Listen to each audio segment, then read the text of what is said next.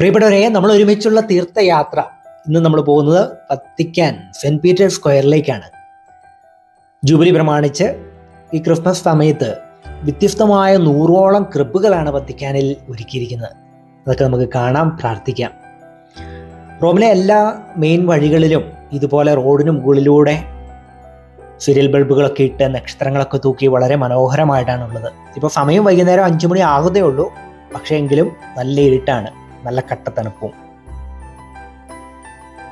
സ്നേഹമുള്ളവരെ, ഇന്ന് നമ്മൾ വത്തിക്കാനിലെ സെന്റ് പീറ്റേഴ്സ് സ്ക്വയറിലാണ് ആയിരിക്കുന്നത്. ഇവിടുത്തെ ക്രിബ് കണ്ട് ഈശോയുടെ തിരുമുമ്പിൽ നമുക്ക് പ്രാർത്ഥിക്കാം. വിശുദ്ധ ലൂക്കായുടെ സുവിശേഷം 2-ാം അധ്യായത്തിന്റെ 10-ാം വാക്യത്തിൽ നാം ഇപ്രകാരം വായിക്കുന്നു: മാലാഖ ആട്ടിടയന്മാർക്ക് പ്രത്യക്ഷപ്പെട്ട് ഇങ്ങനെ ഒരു വലിയ സന്ദേശം കൊടുത്തു. ഇതാ, സകല ജനത്തിന്റെയും രക്ഷയ്ക്കായിട്ടുള്ള വലിയ സന്തോഷത്തിന്റെ സദ്വാർത്ത ഞാൻ നിങ്ങളെ അറിയിക്കുന്നു. യേശു ക്രിസ്തു ഭൂജാതനായിരിക്കുന്നു.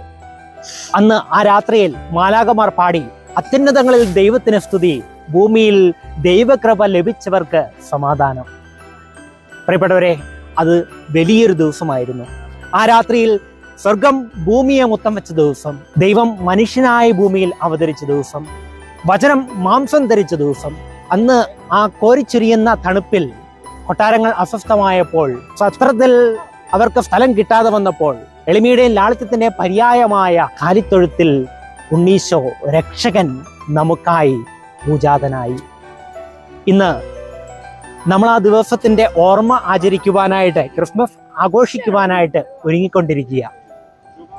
ഒരുപക്ഷെ ആ ദിവസത്തിന് വേണ്ടിയിട്ട് സ്വർഗവും ഭൂമിയും എത്രമാത്രം ഒരുങ്ങിക്കാണും. യെശയ്യാ പ്രവാചകനും മറ്റ് പ്രവാചകന്മാരും പറഞ്ഞതനുസരിച്ചത് ആ പ്രവചനങ്ങളുടെ പൂർത്തീകരണമായിട്ട് സ്വർഗവും ഭൂമിയും ഒരുങ്ങി ഈശോ ഭൂജാതനാവുകയാണ്. പ്രിയപ്പെട്ടവരെ, നമുക്കും ഈ ക്രിസ്മസിന് വേണ്ടിയിട്ട് നമ്മുടെ മനസ്സിനെ, ഹൃദയത്തെ അതിനായിട്ട് ഒരുക്കാം. പ്രാർത്ഥനയാലും പുണ്യപ്രവർത്തികളാലും ഈശോയ്ക്ക് ഹൃദയത്തിൽ നമുക്കൊരു പുൽക്കൂട് ഒരുക്കാം.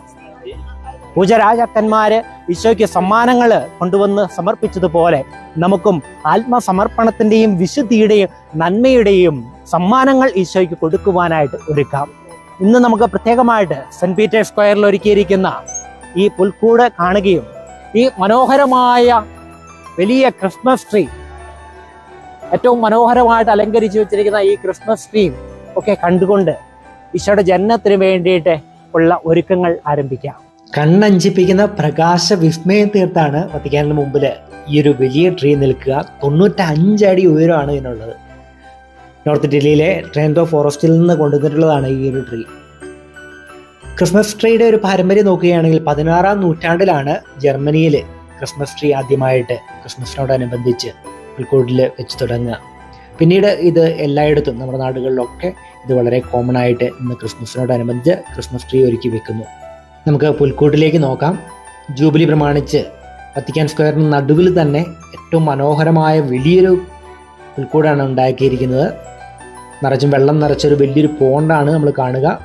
അവിടെ പൂജരാജാക്കന്മാർ 3 പേര് തോണിയിൽ സമ്മാനങ്ങളുമായിട്ട് വരുന്നു. പുൽക്കൂടിൽ നമുക്ക് കാണാം, അതിനടുത്ത് ആട്ടിടയന്മാർ വരുന്നു. വലിയൊരു പുൽക്കൂടാണ്. അതിൽ യേശുപിതാവിനെയും മാതാവിനെയും ഒക്കെ നമുക്ക് കാണാവുന്നതാണ്. തൊട്ടിപ്പുറത്ത് ചെറിയ ചെറിയ വീടുകളും കുറ്റിച്ചെടികളും ഒക്കെ ആയിട്ട് നമുക്ക് കാണാം. പുൽക്കൂടിൻ്റെ ചരിത്രം നമുക്ക് എല്ലാവർക്കും അറിയാവുന്നതാണ്. ഈശോയുടെ എളിമയെ പ്രകീർത്തിച്ചുകൊണ്ട് ദൈവം മനുഷ്യനെ രക്ഷിക്കാനായിട്ട് ഏറ്റവും എളിയവനായി ഭൂമിയിൽ അവതരിച്ചതിൻ്റെ ഓർമ്മയാചരിച്ചുകൊണ്ട് വിശുദ്ധ ഫ്രാൻസിസ് അസീസിയാണ് ആദ്യമായിട്ട് പുൽക്കൂട് നിർമ്മിക്കുന്നത്. പിന്നീട് എല്ലായിടങ്ങളിലും പുൽക്കൂട് എല്ലാ വർഷവും നിർമ്മിച്ചു തുടങ്ങി. നമുക്കിപ്പോൾ വത്തിക്കാൻ സ്ക്വയറിൻ്റെ ഒരു ഫുൾ വ്യൂ, ഒരു നൈറ്റ് വ്യൂ ഒന്ന് കാണാം. ഏറ്റവും മനോഹരമായിട്ടാണ് ഈ വത്തിക്കാൻ സ്ക്വയർ നമ്മൾ കാണുക ഈ നൈറ്റ് വ്യൂവിൽ. ഇനി ഈ വത്തിക്കാൻ സ്ക്വയറിൻ്റെ വലതുവശത്ത് ജൂബിലിയോടനുബന്ധിച്ച് ഉണ്ടാക്കിയിരിക്കുന്ന 100ഓളം ക്രിബുകൾ, പുൽക്കൂടുകൾ കാണാവുന്നതാണ്. നമുക്ക് ആ പുൽക്കൂടുകൾ കാണുവാനായിട്ട് നീങ്ങാം. ഇന്നിതാ വത്തിക്കാനിൽ ബഹുമാനപ്പെട്ട ശ്രുതിനച്ചൻ്റെ കൂടെ ഒത്തിരി ക്രിബുകൾ ഇവിടെ ഉണ്ടാക്കിയിട്ടുണ്ട്. ഇതൊക്കെ കാണാനായിട്ട് നമ്മളിവിടെ എത്തിയിരിക്കുകയാണ്. എൻട്രൻസിൽ നമ്മൾ കയറി വരുമ്പോൾ വളരെ സിമ്പിളായിട്ടുള്ള ഒരു ക്രിബാണ് നമ്മൾ കാണുക. അവിടെ നിന്ന് നമ്മൾ മറ്റ് ക്രിബുകളിലേക്ക് നീങ്ങുകയാണ്. ഒത്തിരി ആളുകൾ ക്രിബുകൾ കാണാനായിട്ട് എപ്പോഴും വന്നുകൊണ്ടിരിക്കുന്നു. ഓരോ ക്രിബുകളും നമുക്ക് ഫോക്കസ് ചെയ്ത് കാണാനാവുമോ എന്നറിയത്തില്ല. കാരണം ഓരോ ക്രിബിൻ്റെയും മുന്നിൽ ആളുകൾ ഇത്രയും നിൽക്കുന്നത് കൊണ്ടാണ്. എങ്കിൽ തന്നെ നമുക്കാവും വിധം നമുക്ക് ഓരോ ക്രിബുകളും കാണാം.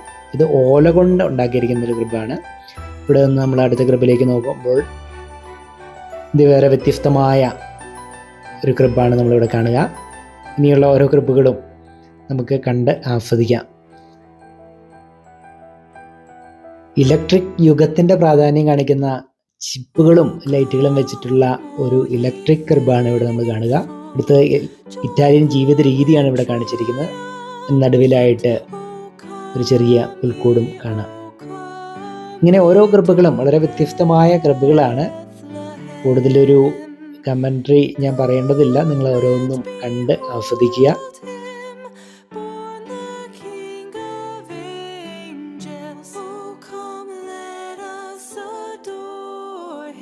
ഇത് വളരെ ഇൻട്രസ്റ്റിംഗ് ആയിട്ടുള്ള ഒരു ലൈവ് കൃപാണ്. എല്ലാം അനങ്ങിക്കൊണ്ടിരിക്കുന്നതാണ് ഈ കൃപിൻ്റെ ഒരു പ്രത്യേകത. ഒരാൾ ബോട്ട് നന്നാക്കുന്നു, ഇവിടെ ഒരാൾ ചിന്തയിലിടുന്നു, ഒരു അമ്മാമ്മ ആടുകളെ മേയ്ക്കുന്നു, കയ്യ് വടിയൊക്കെ ഇങ്ങനെ അനങ്ങിക്കൊണ്ടിരിക്കുന്നു. ഇവിടെ 2 പൈപ്പിൽ നിന്ന് ഇങ്ങനെ വെള്ളം വീണുകൊണ്ടിരിക്കുന്നു. അവിടെ ഒരു ഭാഗത്ത് ഒരു സ്ത്രീ തൻ്റെ വസ്ത്രങ്ങൾ കഴുകിക്കൊണ്ടിരിക്കുന്നു. അത് മറുവശത്ത് ഒരാൾ വെള്ളം കുടിക്കാനായിട്ട് ഉരിഞ്ഞ് വെള്ളം കുടിക്കുന്നതായിട്ട് കാണാം. തൊട്ടിപ്പുറത്ത് ഒരാട് കഴുത്ത് കുനിച്ച് വെള്ളം കുടിക്കുന്നു. ഇത് വളരെ എല്ലാം ഇങ്ങനെ ഒരു അനങ്ങിക്കൊണ്ടിരിക്കുന്ന രീതിയിലാണ് ഈ ഒരു ക്രിബ് വളരെ ലൈവായിട്ട് ചിത്രീകരിച്ചിരിക്കുക. ഇവിടെ ഒരാൾ ചെമ്മരിയാടിൻ്റെ രോമം ഷേവ് ചെയ്യുന്നതായിട്ട് കാണാം. ആടും അനങ്ങുന്നു, അദ്ദേഹത്തിൻ്റെ കൈയും അനങ്ങിക്കൊണ്ടിരിക്കുന്നു. അതുപോലെ തന്നെ പുൽക്കൂട്ടിലേക്ക് എത്തുമ്പോൾ പൂജരാജാക്കന്മാർ സമ്മാനങ്ങൾ സമർപ്പിക്കുന്നത് തൻ്റെ കരങ്ങളിൽ നിന്ന് സമർപ്പിക്കുന്നതായിട്ട് കാണാം. പരിശുദ്ധ അമ്മ, പിതാവ്, ഉണ്ണീശോ എല്ലാവരും ഇങ്ങനെ ലൈവായിട്ട് നമുക്കത് കാണാവുന്നതാണ്. വളരെ വ്യത്യസ്തമായ ഇൻട്രസ്റ്റിംഗ് ആയിട്ടുള്ള ഒരു ക്രിബ് തന്നെയാണിത്.